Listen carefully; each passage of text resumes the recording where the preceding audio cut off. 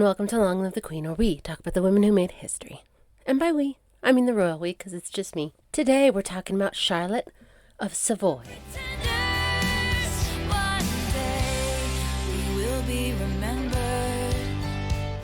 Charlotte of Savoy entered the world in November 1441, under the crisp alpine skies of the Duchy of Savoy. For our timeline, girls, this was 2 years before Margaret Beaufort was born across the Channel, shaking up England's Game of Thrones.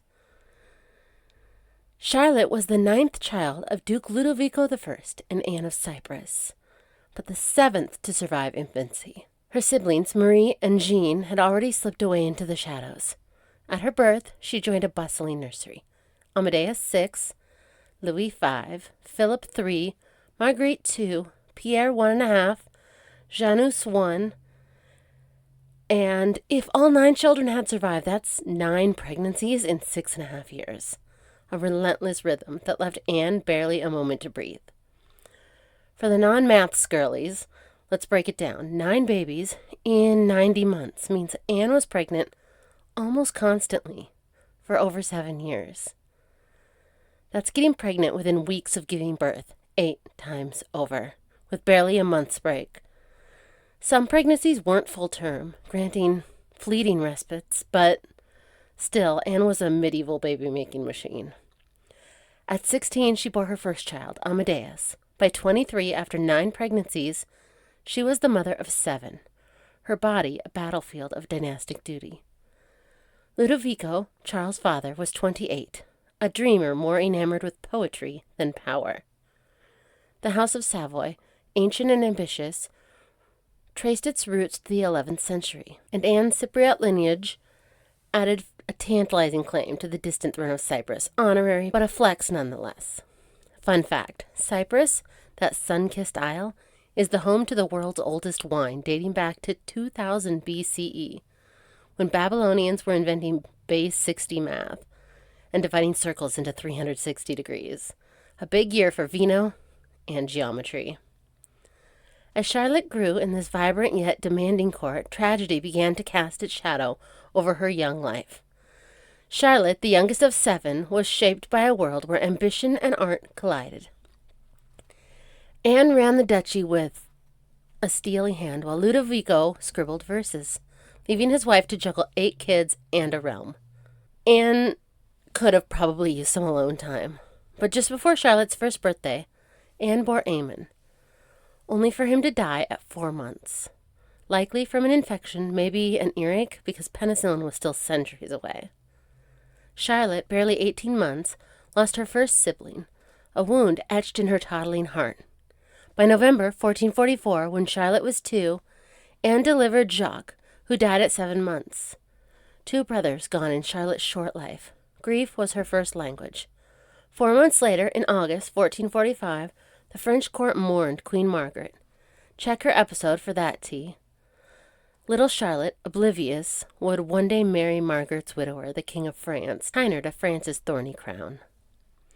While Charlotte's early years were marked by loss, her mother's relentless efforts kept the Savoy nursery thriving.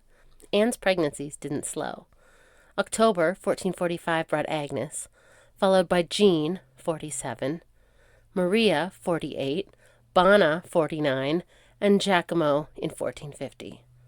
By 1450, the surviving Savoyard brood was Amadeus 15, Louis 13, Philip 12, Marguerite 11, Pierre 10, Janus also 10. They aren't twins, they were born 9 months apart. Charlotte 8, Agnes 5, Maria 2, Bonna 1, and brand new baby Giacomo. 12 kids from 15 pregnancies in 15 years. Anne, 32, was a legend, but her body bore the cost. Savoy's court wasn't Paris, but it was cultured. Charlotte would have grown up surrounded by troubadours, clerics, and diplomats. The air was thick with languages, French, Italian, Greek, and the smell of pine forests and church incense. It was a place both refined and remote, nestled in the Alps like a cloistered jewel. But Savoy was also politically fragile, caught between the ambitions of France, Burgundy, and the Holy Roman Empire. From the moment Charlotte was born, her future was a negotiation. At the tender age of 9, Charlotte's childhood was abruptly traded for a role in a high-stakes dynastic drama. In 1451, she was wed to Dauphin Louis, France's rebel prince, a brooding 27-year-old with a vendetta against his father, King Charles VII. Yes, gross. It's giving medieval sugar daddy vibes, and not the fun kind. Louis, fresh off losing his first wife, Margaret of Scotland, her tragic episode is a must, married Charlotte without Charles' blessing, flipping the French court into chaos like a reality TV finale. Picture tiny Charlotte, clutching her prayer book, her alpine eyes wide with fear, dwarfed by Louis's icy glare. From the journey from Savoy to the turbulent world of French politics must have felt like crossing into another reality. She had left behind the peaks and chapels of her childhood for cold ambition of a man who seemed to trust no one. Savoy's dreams of French clout rested on her shoulders, but Louis treated her like a pawn he'd already sacrificed. Charles was livid. His son's defiance was a diplomatic middle finger. Yet Charlotte's piety and quiet charm made her the perfect balm to soothe tensions. A child bride caught in a grown man's game. Too bad Louis neglected her, like last season's gown, leaving her to fend for herself in a court that whispered behind her back. Thrust into her new role as Dauphine, Charlotte faced a decade of isolation that would test her resilience. At 9, she became Dauphine of France, the future queen. Her childhood traded for a crown she couldn't yet wear. The marriage, unconsummated due to her age, was a cold contract, and Louis's indifference was a mercy in disguise. Child brides fared better when ignored. They resided at the Burgundian court, where Duke Philip the Good, nephew of Margaret of Navarre, listen to her episode for that info, backed Louis against Charles. Philip's son, Charles the Bold, 8 years older than Charlotte, was a rising star, adding another layer of intrigue to her exiled life. For the next 10 years, Charlotte's life unfolded in the margins of a foreign court, shaped by neglect and quiet strength. Her story is a historical black hole, but the vibes scream isolation. Louis, estranged from his father, dragged her to Burgundy, where she lived under Philip's protection. Neglect was her constant companion. Louis barely acknowledged her. She grew up in a foreign court, her Savoyard accent marking her as an outsider. Her piety a shield against the whispers of Burgundian nobles. Amid this solitude, Charlotte's family ties offered fleeting glimpses of connection, though they came with their own complexities. In 1452, Charlotte's brother Amadeus, 17, wed Louis's sister, Princess Yolande of Valois, sealing a double marriage alliance between Savoy and France. But Louis's rift with Charles made it awkward, like a family reunion where half the table is feuding. Charlotte, caught in the middle, leaned on her faith and her books, her mind a sanctuary in a world that ignored her. As Charlotte matured, new relationships in Burgundy provided rare moments of warmth amid the political intrigue. In 1454, when Charlotte was 12, Charles the Bold, 20, married his cousin, Isabella of Bourbon, also 20. They were both grandchildren of a prior Burgundian duke. Isabella became Charlotte's ally, a rare female companion in a male-dominated court. Anne, back in Savoy, kept the nursery humming. She bore Anne in 1455, who died 1 month later, Frances in 1456, and Jean in 1457, who also died young. By 1457, Anne's body, battered by 18 pregnancies, was nearing its limit. Charlotte was now a teenager. Likely, she heard news of these losses, each one a reminder of her own fragile place in the dynastic chess game. In 1457, Isabella bore Mary, later dubbed Mary the Rich, for her vast inheritance. Charlotte, barely 16, may have found solace in Isabella's kindness, a flicker of warmth in her lonely world. By her late teens, Charlotte faced the crushing weight of motherhood and loss, her heart tested by tragedy. At 16, Charlotte bore Prince Louis, her first child, in 1458. Like mother, like daughter, she was pregnant again within months, delivering Joachim in 1459. But tragedy struck. Joachim, likely premature, died at just 4 months. A fragile spark extinguished. In 1460, Charlotte bore Princess Louise, who also didn't survive. And soon after Prince Louis, who was 1.5, joined his siblings in the grave. By 18, Charlotte had buried 3 children, her body bearing the weight of France's expectations. Louis, still neglecting her, offered no comfort. Their marriage was a contract, not a partnership, and Charlotte's grief was hers alone. In Burgundy, Isabella of Bourbon remained a steadfast friend, her presence a quiet anchor in Charlotte's storm. In 1461, Charlotte's life shifted dramatically as she stepped into her role as queen, though her husband's absence left her to navigate the court alone. On April 3, 1461, Charlotte, 19, gave birth to Princess Anne, a survivor who brought a flicker of hope. 3 months later, in July 1461, word arrived that King Charles VII was dead, starved by a jaw abscess after years of fever. Check out Marie of Anjou's episode for that drama. The king is dead. Long live the king. Louis, now King Louis XI, the universal spider, bolted to Paris to claim his throne, leaving Charlotte and baby Anne in Burgundy to fend for themselves. Rude. But peak Louis. Kings don't wait for wives. Or babies. Isabella of Bourbon, ever the MVP, arranged transport and an entourage to escort Queen Charlotte and Princess Anne to Paris. Thank goodness for Isabella, because King Louis wasn't sending a single horse. Charlotte arrived at the French court, a 19-year-old queen in a city that barely knew her. Her coronation, if it happened, was overshadowed by Louis's schemes, his web of alliances spinning faster than a medieval gossip mill. As queen, Charlotte faced new challenges, including a battle with her health that reshaped her life and her legacy. In 1462, Charlotte fell gravely ill, teetering on death's edge. Tuberculosis, or consumption, as they called it, is a solid guess. Her lungs ravaged by a disease that haunted the era. She recovered, but her health was forever frail. Her days of dancing and riding replaced by quiet hours with books and prayer. This suited her. She was a scholar at heart, her mind sharper than the swords her husband wielded. Her library, a treasure trove of manuscripts, grew.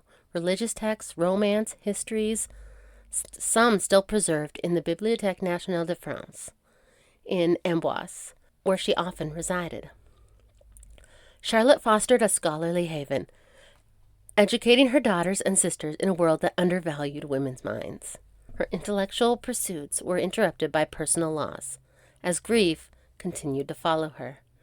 That November, Charlotte received devastating news. Her mother, Anne, had died in Switzerland at 44, her body worn out by 18 pregnancies. Charlotte, 21, mourned the woman who'd shaped her resilience, her grief a private ache in a court that demanded her smile. Despite her fragile health, Charlotte's role as a mother brought both joy and sorrow, shaping the next generation of France's royalty. On April 23, 1464, Charlotte bore Princess Joan, who joined 3-year-old Princess Anne in the royal nursery.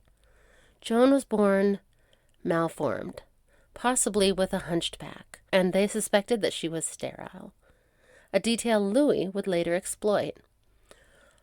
Around the same time, Charlotte's sister Bona, nearly 15, was eyed for a marriage to England's King Edward IV, a match arranged by Warwick, the kingmaker. Louis, ever the spider, also pushed for Edward's sister Margaret of York to wed Charles the Bold, who was now widowed after Isabella's death in 1465. Remember the people they were living with when Louis ghosted for Paris? But Edward eloped with Elizabeth Woodville. Her episode is a must-listen.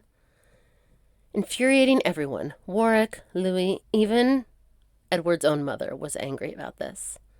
Bona's betrothal collapsed, leaving her single until 1468, when she wed Galeazzo Maria Sforza, Duke of Milan.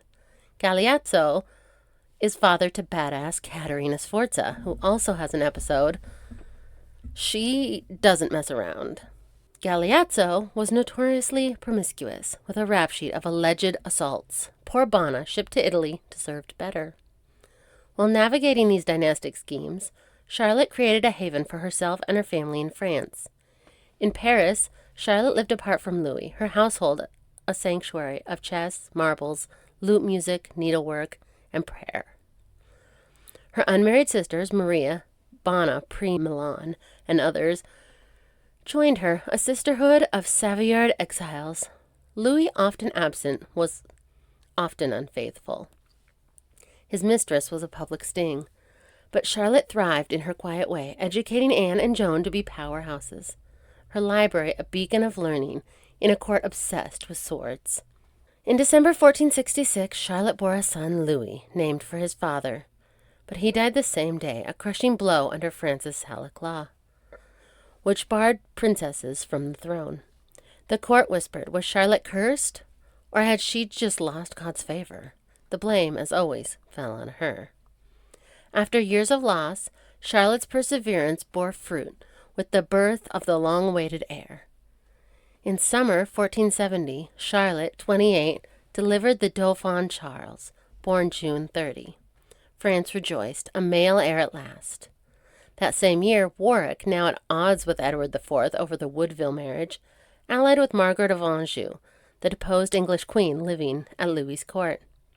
Warwick betrothed his daughter Anne to Margaret's son Edward in a bid to restore Henry VI, the very king that he had last opposed. They briefly succeeded, but then Edward IV reclaimed his throne in 1471, killing Warwick. Charlotte was watching from Amboise. She saw the chessboard shift, her husband spinning new webs. The arrival of another son solidified Charlotte's legacy, even as her husband's schemes kept the court in turmoil. In September 1472, Charlotte bore Prince Francis, Duke of Berry, a spare at last. Louis, 49, was overjoyed, vowing fidelity to his 31-year-old queen, and by all accounts he seems to have kept his word. But there were no more children. Charlotte's body, weakened from illness and grief, had given enough. As her children grew, Charlotte faced the bittersweet reality of their departures, both through marriage and death. By 1472, Charlotte's surviving children were Princess Anne 11, Princess Joan 8, Prince Charles 2, and Prince Francis, newborn. In 1473, Louis arranged for Anne's marriage to Pierre, brother of the Duke of Bourbon, a 35-year-old widower, 12 and 35. Gross. Anne was shipped to Beaujolais in French wine country. She was a child, ruling beside a man old enough to be her father. Her story's coming, and it is a wild ride. That same year, Francis died at 14 months, another wound to Charlotte's heart. Soon after, Louis took Charles, the Dauphin, into his custody for a king's education, leaving Charlotte with Joan, 9, whose marriage contract was already signed. Charlotte's influence persisted through her daughters, even as they were drawn into Louis's political schemes. In 1476, Joan, 12, wed Louis, Duke of Orleans, 14, who also happened to be the first prince of the blood, and Louis XI's second cousin. Joan's hunched back and suspected sterility were no accident. Louis XI, ever the schemer, hoped her childlessness would extinguish the Orleans line, securing his own dynasty. Imagine weaponizing your daughter's disability to spite a rival branch. Gross, Louis. And spoiler alert, it kind of backfired, but that's a tale for Joan's episode. In 1475, Edward IV of England reunited with his brothers George and Richard. They decided to invade France for some war fun. They were bored. Louis, ever pragmatic, paid them to go home. A diplomatic checkmate. Charlotte, secluded in Amboise, likely sighed in relief, her books a refuge from the chaos. Through all the upheaval, Charlotte's intellectual contributions shone as a testament to her enduring strength. Charlotte's library was her own crown jewel, a collection rivaling any noblewoman's of the 15th century. At Amboise, she fostered a scholarly haven, teaching Anne and Joan to wield knowledge as power. Her intellectual legacy shaped her daughters. Anne became a regent, and Joan a saint, proving that brains could outshine swords.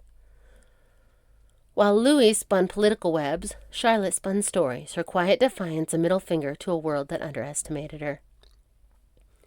Charlotte's final chapter came swiftly, leaving questions that linger like a haunting melody. In 1483, Louis XI, 60, died after years of apoplexy and illness, his body ravaged by strokes. The king is dead. Long live the king. Charles, 13, became King Charles VIII. But Louis left no regent, sparking a power struggle. 3 months later, on December 1, Charlotte, 42, followed her husband to the grave. Was it tuberculosis? Her lungs finally surrendering? A broken heart? Shattered by lost children and a husband who barely knew her? Or the stress of court intrigue, with Louis gone and her son's throne wobbling? Some whisper poison, like Margaret of Scotland's sus exit, but there's no proof, just vibes. And the vibes are sus. Charlotte deserved a hot girl summer, not a pine box, but history had other plans. Though her life ended, Charlotte's impact lived on through her children and her scholarly legacy. She was buried beside Louis, her tomb a quiet testament to her endurance. Anne, 22, stepped up as regent for Charles, the House of Valois resting on a 13-year-old boy's shoulders. Joan, married and saintly, carried her mother's piety. Charlotte's library, her daughter's legacy, those were her true crowns. Though Charlotte of Savoy was a quiet giant thrust into a nightmare marriage at 9 to a moody Dauphin Louis, neglected like a forgotten tapestry, yet she raised powerhouses like Anne and Joan while building a library that screamed, Scholar Queen. Losing 5 of 8 children, surviving illness, and outlasting Louis's infidelity, she proved strength isn't always loud. But Charlotte teaches us to thrive where you're planted, even if it's in the shade. What did you think of Charlotte of Savoy? You can share your thoughts with me at longlivethequeenpodcast@gmail.com, slide into my DMs on Facebook or Instagram at longlivethequeenpodcast, or join the Royal Court on Patreon for ad-free episodes and bonus content. The link is in the show description. And the bottom tier is free. Free, free, free. Come vibe with us. Fridays, we dive into book club. Long live to all the queens out there, and until next time, bye. You'll be remembered.